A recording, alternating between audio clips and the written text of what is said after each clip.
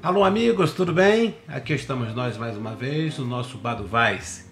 E faz tempo que eu quero sair da política para a gente conversar de assuntos nada com coisa nenhuma, para falar da vida, para falar de amizade, para falar de experiência de vida e quem sabe até de morte.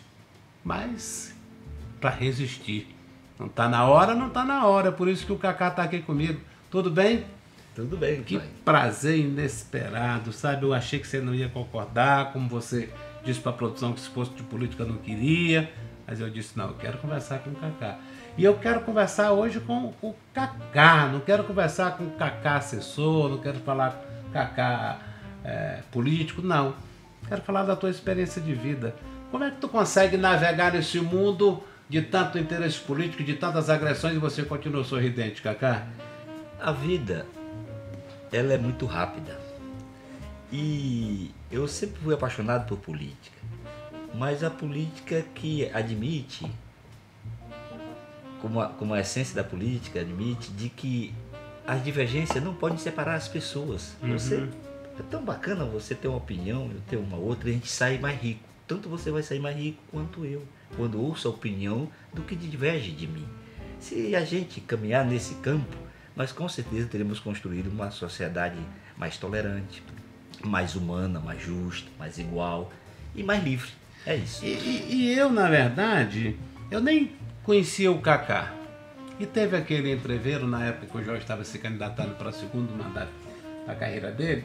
E muita gente foi ao aeroporto e eu fui como jornalista.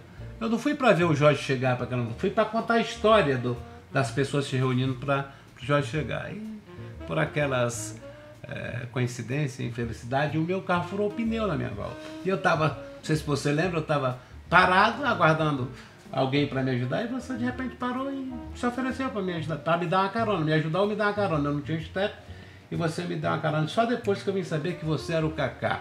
Você sempre foi assim prestativo ou você já me conhecia, por isso me ofereceu a carona? Olha, a vida toda as pessoas me ajudaram muito. E uma coisa que eu aprendi na minha vida foi com minha mãe. Minha mãe, quando veio do Seringal, ficava em casa, acolhia dezenas de pessoas no decorrer do mês. Então, é um hábito de família, do Seringal, de estar sempre à disposição para ajudar o outro. É um costume que fez com que os nossos seringueiros sobrevivessem na Amazônia. E você notou, né, que eu conversava coisas de nada com nada, e você não notou que eu não sabia que você era o Cacá, que você era ativista político, nada. Você notou isso? Notei. Eu estava meio perdido. Eu acho que tu estava agoniado com o pneu furado lá e você sabia o que fazer. Rapaz, é o seguinte, eu anotei vários assuntos para a gente conversar aqui, e um deles eu queria falar um pouco da boemia. Você foi um cara boêmio, muito boêmio, Cacá? Confesso que fui. Eu sempre fiz grandes amizades e vivi momentos muito interessantes na boemia, na noite. Eu diria que na noite é que a gente percebe a nudez do universo. E isso eu sempre me encantei com a poesia, com a noite e vivi muito intensamente a boemia. E você sempre foi um camarada de sentar mesa a mesa, de bater papo, de puxar papo? Você preferia mais um cantinho reservado? Como é que era o teu estilo? Eu não consigo ficar quieto. Eu sou tipo beija-flor, saio de mesa em mesa, conversando com as pessoas, cumprimentando e tudo, porque é um momento em que está todo mundo que saiu para se divertir. A energia é muito boa, é muito bom você encontrar as pessoas e beber daquela energia, porque eu deixo a minha e recebo a do outro. Então eu sempre gostei de interagir. E qual é o segredo para um cara que vive tanto, ou viveu tanto, que você deu uma pausa agora na vida, de boemia, de beber de mesa em mesa, de trocar uma conversa e não ter desaforo com ninguém? Você ouve ou você tenta conversar com as pessoas, você simplesmente sai? Qual é a mágica de conviver assim de boa? Porque às vezes os caras ficam alterados, né? Agora tem uma coisa boa, é você procurar sempre contagiar as pessoas com tua alegria. Agora, se tu vai mal, não tá bem, aí vai para afogar mágoas ou raiva, pode não dar certo, porque tu já vai levando uma coisa negativa e aí isso vai se comunicar com alguém outro que também está na mesma situação. Eu sempre saí para viver alegria. Então você bebia para confraternizar com as pessoas, para encontrar amigos, para contar histórias? Sim. Ouvir histórias? Ouvir. É um momento, inclusive, que as pessoas se colocam mais verdadeiras, mais nuas, conversam mais intimamente e você finda tendo uma relação que cria profundas amizades pela forma como se dá nesses momentos. Me defina o que é o amor na sua concepção. Uma vez eu ouvi de uma psicanalista disse: o amor é.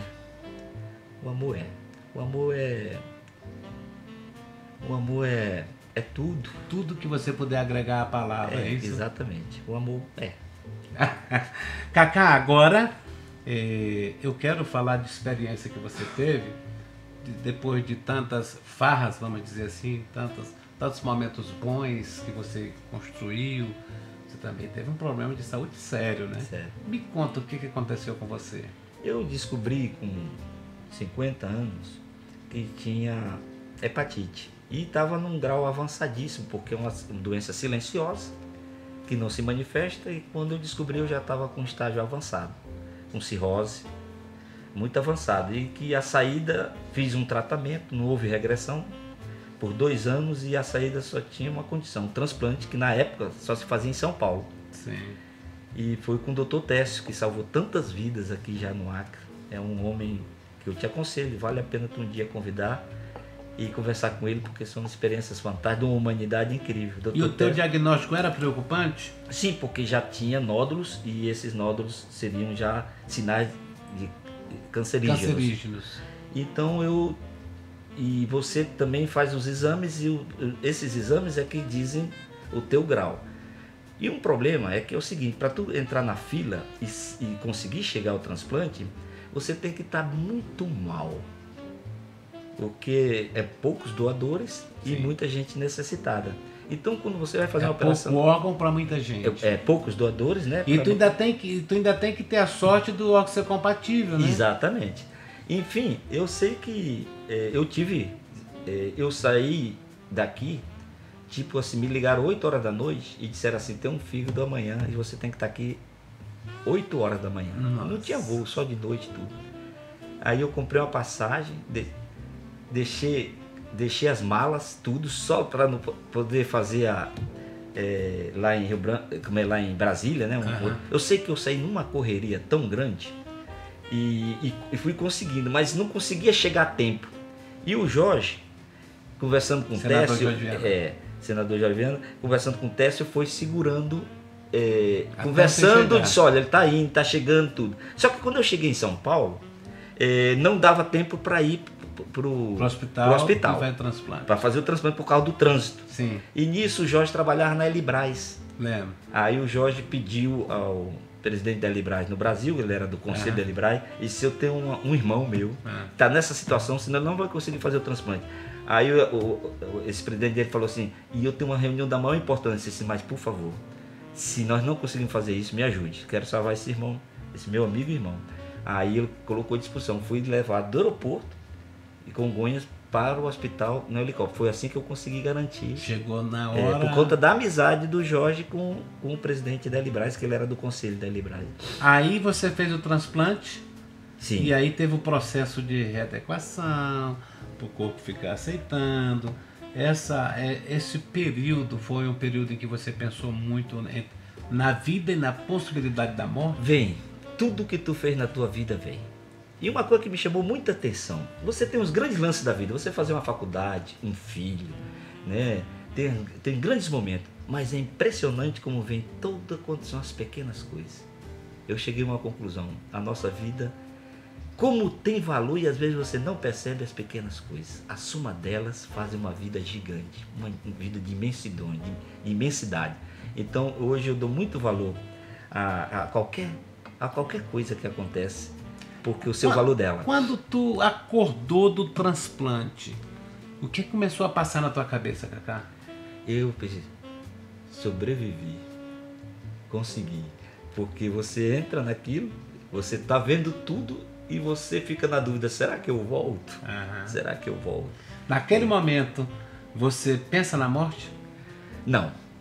Não. Você pensa, a vontade maior é de resistir e sobreviver. Olha, eu tinha antes, eu tinha passado 2 anos em tratamento muito difícil. No início a gente se revolta com a situação. Poxa, eu doente, logo, poxa vida, como é que eu fui adoecer desse jeito, contrair uma situação dessa? Depois você vai tendo uma certa calma para fazer a luta. E eu percebi, eu perdi grandes amigos meus. Uns porque negligenciaram, descuidaram. E outros porque se desesperaram. Tem 2 coisas que eu mato nesse momento, nessa luta, que matam as pessoas nesse momento. É o desespero e o descuido, assim, você não fazer o combate. Eu sabia que já tinha vivido 50 anos bem vividos, para quem saiu do Seringal com 7 anos de idade, mas eu também sabia que eu tinha filhos, 2 filhos pequenos, que eram pequenos na época, e eu digo, poxa, precisam de mim ainda. E eu ainda estou muito jovem, falei, não dá para morrer com 50 anos. E em cima disso, eu com serenidade, sem desespero, eu digo, eu preciso sobreviver. Então, você conversou com a morte? Conversei. E como é que foi? Agora, a conversa com a morte foi 6 meses depois, eu contraí uma meningite. Logo na sequência do transplante? Olha, os primeiros 6 meses é muito difícil. Aparecem muitas viroses, muitos problemas pra gente. Eu sei que eu contraí uma meningite aqui em Rio Branco, eu fui me vacinar contra a gripe, tudo porque a gente tem que se proteger. E peguei essa meningite e fui para São Paulo rápido. Fui muito mal. Emergência. Quem me viu na viagem pensou que nunca mais me viria. Vários depoimentos de amigos meus que eu encontrei que eu tenho só tenho luzes assim de que vi. Reflexos assim, mas não tenho memória da situação. E eles disseram assim, pensaram que nunca mais me veriam. E aí eu entrei em coma. Fiquei 3 a 4 dias. Primeiro começou o seguinte, quando eu percebi... Coma induzido? Não. Eu fiquei assim, eu queria ver os médicos falando, eu queria vê-los e não conseguia vê-los. Eu queria falar e não conseguia falar, mas os ouvia. Você estava naquela sala, mas não estava deitado no apartamento com toda a aparelhagem, que lá tudo é bem equipado. E não conseguia, aí eu digo, calma. Dá vontade de dizer assim, eu estou vivo, tá? E não consegue dizer? Exatamente. E eu sei que eu peguei nesse momento tudo, eu vivi uma experiência que não foi ainda a conversa com a morte. A conversa com a morte foi outra experiência. Uhum. Mas nessa, eu tive uma visão assim de uma chuva dourada, que me deu um conforto. Eu digo, poxa, com tanta dor e tanto sofrimento, aquilo me deu uma paz. Aí vi cortinas assim no céu, como se eu estivesse levitando. É como se eu tivesse saído do corpo. Exatamente. Aí eu digo, vou entrar aqui. E no que entro, me dou com um vão luminoso, extremamente luminoso. E nele, nessa paz, tranquilidade ali, depois da agonia de não conseguir falar, não conseguir mexer os braços, nem nada, nem abrir os olhos, aí eu vi um ponto luminoso assim, eu digo, bem, tá tão assim intenso, e eu sempre fui muito curioso na vida, eu digo, eu vou aqui. Só que quando eu fui, eu senti o meu corpo comprimir. Foi tipo assim, escolhi o caminho errado. Aí eu digo, olha, eu acho que eu tô morrendo. Aí eu digo, eu quero voltar para a chuva dourada. Aí passei pela cortina e fui fazendo o caminho de volta. Eu não sei quanto tempo levou isso. Eu sei que eu fiquei 3 ou 4 dias fora de si. Aí tinha 4, quando eu fui voltando, tinha 4 médicos lá em São Paulo, no Hospital Bandeirante, ao meu lado. E a primeira coisa que falaram assim, viva, cá voltou. E disse, olha, não nos pergunte o que aconteceu e como é que você está vivo. Nós não temos resposta para você. Então, nesse momento, sua pulsação, a sua situação ficou tipo assim... Todas as minhas taxas ficaram incompatíveis com a vida. As suas taxas ficaram incompatíveis com a vida. Então, depois desse transplante, depois dessa meningite, dessa vitória sua, você ainda teve um instante que você conversou com a morte? Conversei. E quando foi? Foi uma vez na madrugada, 2 horas da manhã, vieram me aplicar uma injeção. Aplicaram, tentaram 1, 2, 3, aí eu digo não conseguiam achar a veia. Todo já, muito, coitado. Aí você estava consciente? Estava consciente. Aí eu digo, não, outra pessoa para vir tentar. Aí veio um outro, 1, 2, não conseguiu, eu digo, não, um terceiro. Aí veio um terceiro, na primeira errou 7 vezes. Eu digo, vamos fazer o seguinte, ninguém vai me furar mais aqui. Não, mas eu tenho que tomar essa medicação, é importante tudo. Eu digo, me dê 1 hora pelo menos. Me dê 1 hora. Eu preciso de 1 hora. Aí eles, tudo bem, aí saíram. No que saíram, eu fiz um diálogo primeiro comigo. Aí eu falei, meus braços, meu corpo, meu coração, minha mente, meus olhos. Eu dei tanta alegria a vocês na vida, na Tô boemia. conversando contigo mesmo. Eu com teus agora órgãos. estamos vivendo um desafio. O filho que agora temos aqui, ele é a nossa possibilidade de continuar uma vida alegre, feliz. É uma possibilidade. E eu estou aqui fazendo a minha parte, lutando. Eu preciso da ajuda de vocês. Minhas vezes, por favor. Vocês precisam me ajudar e reagir. E fiz esse diálogo. Na sequência, eu fiz o diálogo, aí eu lembrei, depois de fazer esse diálogo com o meu corpo, foi um diálogo longo, levei uns 40 minutos. Aí lembrei, a morte. Eram 6 meses depois que eu tinha sido transplantado, eu digo, a morte. Aí eu entrei com fúria. Olha, eu entrei chamando de tudo quanto foi coisa. Você desafiou a morte. Desafiei. Aí falei para ela, ser covarde. Isso não se faz porque eu quero viver, meus amigos, minha família, e o universo me quer ainda aqui. Conspira a meu favor. Conspira a meu favor. E só você teimosamente gastando uma energia em vão. Tem tanta gente mais fácil aí que já desistiu, mas eu não vou desistir assim. Você agora, conseguiu ser poético nessa hora. Eu digo, olha, agora faça um trato contigo. O meu trato é o seguinte, eu vou saber na hora que estiver aqui. E na hora que eu for, não vou te dar trabalho nenhum. Façamos isso, deixa eu viver.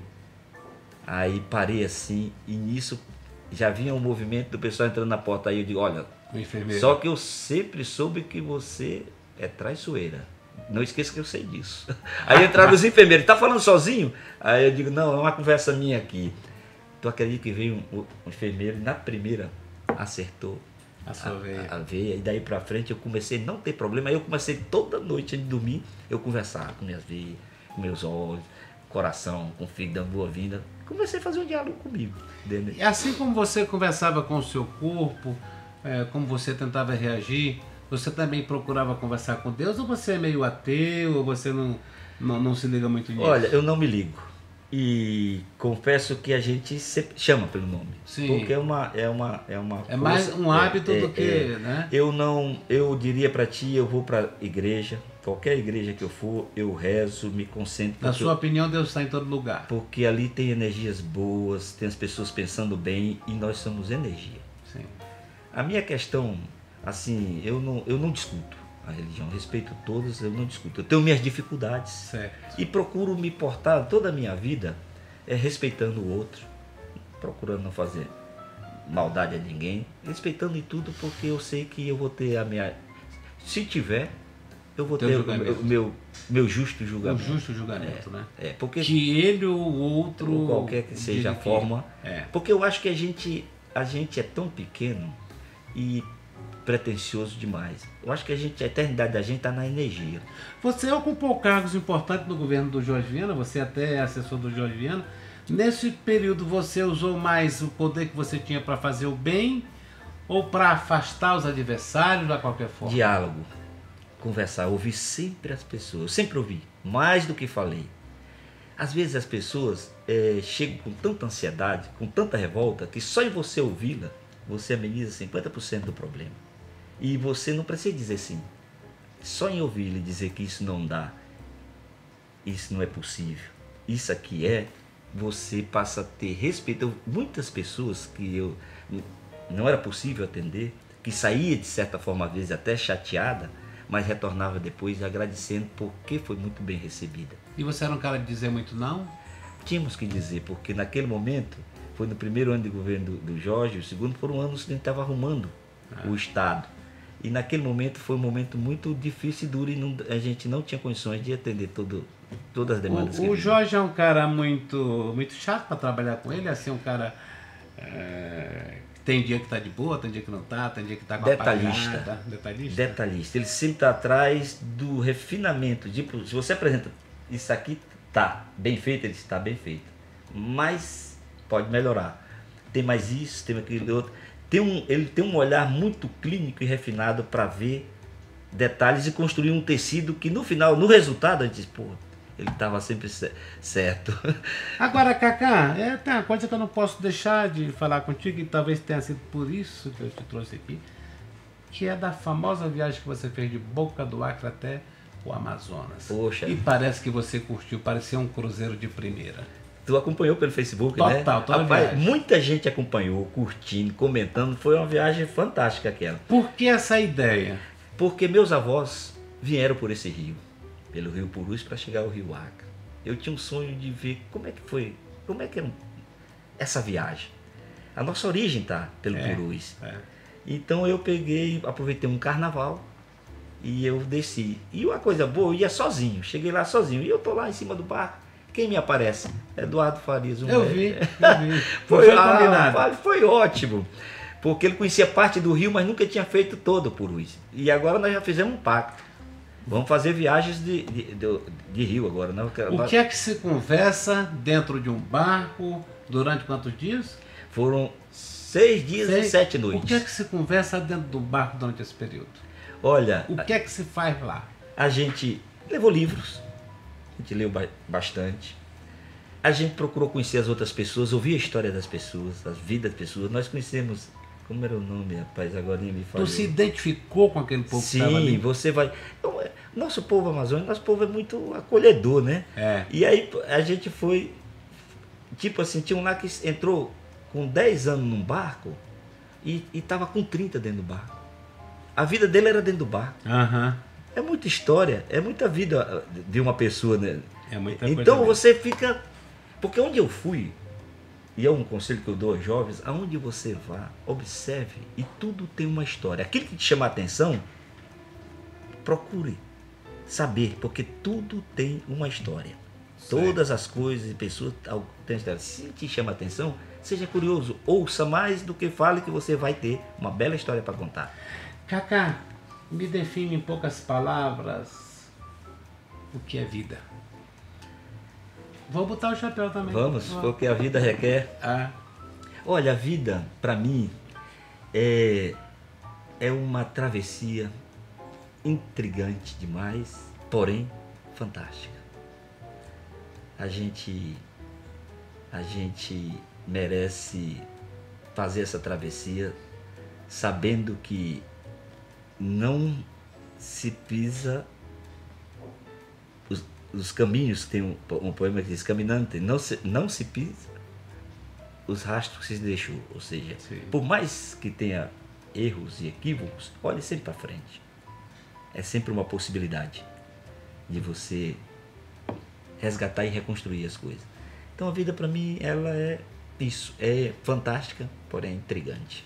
Quando você esteve no leito entre a vida e a morte, você repensou num novo conceito de vida?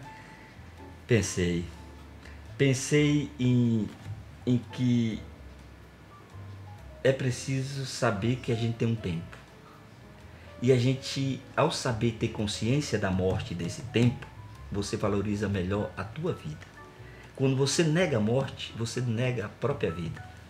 Então, eu hoje vejo que o tempo está passando. Então eu não posso desperdiçá-lo sem fazer cada instante não querer fazer uma novidade em cada instante. E naquele momento que você está vendo isso, passa um filmezinho na sua cabeça, né? Sim. Então, aqueles momentos que vão te cutucando. Você viu alguma coisa assim que fez que não deveria ter feito, que ficou te instigando assim? Você fez isso, você fez aquilo ali.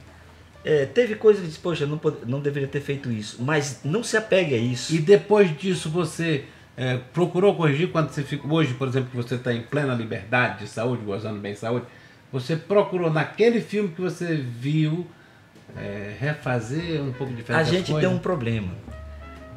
Quando a dor passa, muita coisa passa junto. Ou seja, você fim das vezes se pegando: pô, estou repetindo esse mesmo erro, esse mesmo equívoco.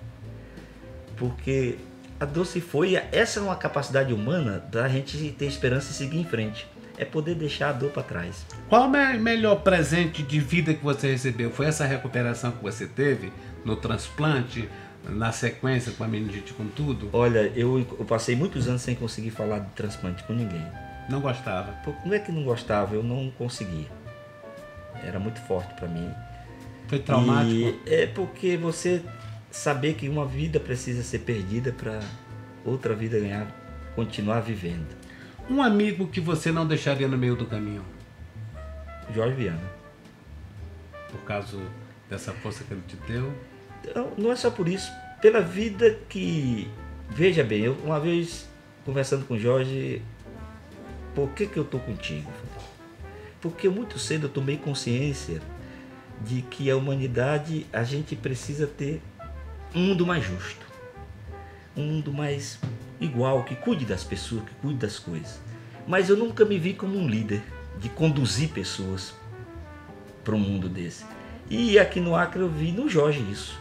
Então eu digo, eu te acompanho porque as causas que eu defendo, você é capaz de liderá-las e me liderar nisso. Eu aceitei a liderança disso. E olha que eu sempre fui muito ativo, sempre um dos melhores alunos, sempre liderei em sala de aula. Você é um petista? Sou fundador. Mas é convicto? Sou convicto. Porque eu acha que vocês erraram em governar o Brasil? Sem dúvida, erramos. Porque a gente não é feito de anjo nem de santo, somos seres humanos. Se a gente como ser humano não se perdoar e não enxergar seus erros, nós não construímos uma coisa nova. A gente tem que saber se perdoar. E a gente tem que saber que a gente é humano. Tem erros humanos e tudo. E a gente está aqui para reconstruir, para refazer, para repensar. O ruim é quando nós não nos atrevemos a fazer esse diálogo. Cacá, vamos brindar? Vamos. Você brindar aqui? A vida. Ao Vaz. Vamos lá, Vaz. Amém. Água e saúde. São essas pessoas que fazem uma diferença. São essas pessoas que nós precisamos conhecer. Essas pessoas que têm história para nos contar. E o Cacá Araújo é esse cidadão. Não quero saber a influência política dele nem nada, eu quero saber da vida, né, do respeito dele ao ser humano. Obrigado, continue conosco. E foi um papo maravilhoso, Cacá. Muito obrigado. E que Deus continue te abençoando. Obrigado.